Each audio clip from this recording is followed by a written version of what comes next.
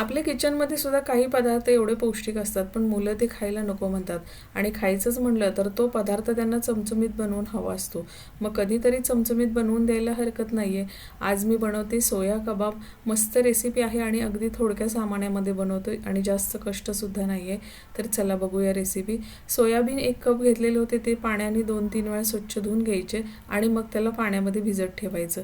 सोयाबीनवरती खूप जास्त प्रमाणामध्ये डस्ट असते, त्यामुळे चांगलं चोळून त्याला धुणं गरजेचं आहे. आता काही भाज्या आपण त्यामध्ये वापरणार आहे, तर 1 कांदा मी चिरून घेतला आहे. त्याचबरोबर 1 बीट पण घालते. बीट पण मुलं हल्ली अजिबात खात नाही आहेत. कोरडं खायला दिलं तर त्यांना अजिबात नको असतं. तर मग अशा काही पदार्थांमध्ये आपण बीट टाकून मुलांना खायला घालू शकतो. तर यामध्ये तुम्ही अजून पण भाज्यांचा काही बदल करू शकता. तुम्हाला ज्या आवडत आहेत त्या भाज्या तुम्ही या कबाबमध्ये टाकल्या तरीसुद्धा चालेल. सोयाबीन चांगलं भिजलेलं आहे. सोयाबीनला भिजायला जवळजवळ 20 मिनटं तरी लागतातच. त्यातलं आता पाणी सगळं आपण पिळून काढूया.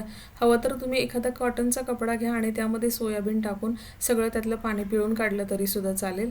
सोयाबीन सगळे मिक्सरच्या भांड्यामध्ये घेतलं का त्यामध्ये 1 इंच आलं घ्यायचं आहे, 5 ते 6 लसणाच्या पाकळ्या. आपण जे बारीक केलेलं बीट होतं ते घेऊया. 2 ते 3 हिरव्या मिरच्या घेतलेल्या आहेत. तुमच्याकडे जर लहान मुलं खाणार असतील तर हिरव्या मिरचीचा वापर करू नका किंवा केला तर कमी करा. 1 बेडगी मिरची टाकलेली आहे अगदी कलर येण्यासाठी. थोडीशी कोथिंबीर टाकूया तोडून. आता हे सगळं मिक्सरला बारीक करून घ्यायचं आहे. हिरवी मिरची जर तुम्ही नाही वापरली तर त्या ठिकाणी तुम्ही थोडंसं लाल तिखट वापरलं तरीसुद्धा चालेल. आता मिक्सरच्या भांड्यामधून फिरवताना सुद्धा प्लस मोडवरती चांगलं बारीक करून घ्या, कारण सोयाबीनला बारीक व्हायला बराच वेळ लागतो आणि जर सोयाबीन चांगलं बारीक नाही झालं तर त्याचं बाइंडिंग बसत नाही. आता मोठ्या भांड्यामध्ये काढून घेऊया. त्यामध्ये चिरलेला कांदा टाकायचा आहे, 1 चमचा धनापूड, 1 चमचा जिरापूड, चाट मसाला 1 चमचा घालायचा आहे आणि अगदी अर्धा चमचा एवढा काश्मीरी लाल मिरची पावडर घातली कलर येण्यासाठी. आता बाइंडिंगसाठी आपण थोडंसं त्यामध्ये 2 चमचे बेसन पीठ, 2 चमचे रवा घातला आहे आणि चवीप्रमाणे मीठ घालून हे चांगलं सारण मिक्स करून घ्यायचं आहे. सोयाबीन भिजवून बारीक केल्यानंतर खूपच सुटसुटीत होतात, म्हणून त्यामध्ये बेसन पीठ घालणं गरजेचंच आहे. बेसन पीठ घातलं तर सोयाबीनला थोडासा मऊपणा येतो आणि मग कबाब बनवायला जास्त वेळ लागत नाही. आता यामध्ये मी 2 चमचे रवा घातला आहे.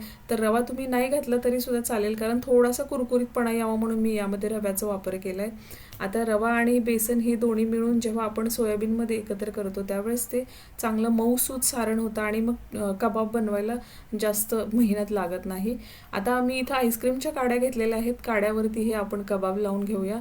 तुम्ही कसाही तुमच्या पद्धतीने आकार दिला तर चालेल, गोल किंवा असा त्रिकोणी. आणि आईस्क्रीमच्या काड्या वापराव्याच असं काही नाही आहे, फक्त गोल टिक्कीसारखं बनवलं तरीसुद्धा चालेल. आता सगळे इथं कबाब आपण एकदाच बनवून घेऊया आणि मग नंतर फ्राय करायला घेऊया. आता हे कबाब बनवल्यानंतर तुम्ही थोडा वेळ फ्रीजमध्ये ठेवले तरीसुद्धा चालेल. जर जास्त रवाळपणा असेल, सोयाबीनमध्ये खूप सुटसुटीत असेल तर फ्रीजमध्ये एक 10-15 मिनटं ठेवायचं आणि नंतर तळायला घ्यायचं, मग अजिबात सुटत नाहीत. आता कढई ठेवले गॅसवरती, त्यामध्ये आपण दोन्ही साईडनी चांगले कुरकुरीत भाजून घेऊया. आणि महत्त्वाचं म्हणजे आपण नेहमीच्या जेवणामध्ये सोयाबीनचा अधूनमधून वापर करायलाच हवं. सोयाबीनमध्ये प्रोटीन आणि फायबरचं जास्त प्रमाण आहे, त्यामुळे जर घरामध्ये एखादं डायबिटीजचं पेशंट असेल तर त्याची साखर नियंत्रणात येते आणि तुम्ही जर सोयाबीनचं सेवन केलं तर भूक जास्त लागत नाही आणि त्यामुळे वजनसुद्धा नियंत्रणात येतं. तर जवळजवळ हे पौष्टिक सुपरफूड आहे म्हटलं तरीसुद्धा चालेल. प्रत्येक वेळी सोया कबाब बनवून खाणं शक्य नाही आहे किंवा चांगलंही नाही. त्याच्याऐवजी तुम्ही सोयाबीनची भाजी बनवून खाऊ शकता. बरेच प्रकार आहेत सोयाबीनच्या भाजीचे, ते पण आपण बनवून खाल्ले तरीसुद्धा चालतात. तर आपण कढईमध्ये चांगले दोन्ही साईडनी हे कबाब अगदी कुरकुरीत फ्राय करून घेतलेत कमी गॅसवरती. तुम्ही हवं तर डीप फ्राय पण करू शकता, पण कमी तेलामध्येच फ्राय होतात, तर डीप फ्राय करायची मला वाटतं गरजच नाही. हे सोया कबाब तुम्ही टोमॅटो सॉस बरोबर किंवा पुदिन्याच्या चटणी बरोबर सुद्धा खाल्ले तरी चालतील, खूप टेस्टी लागतील.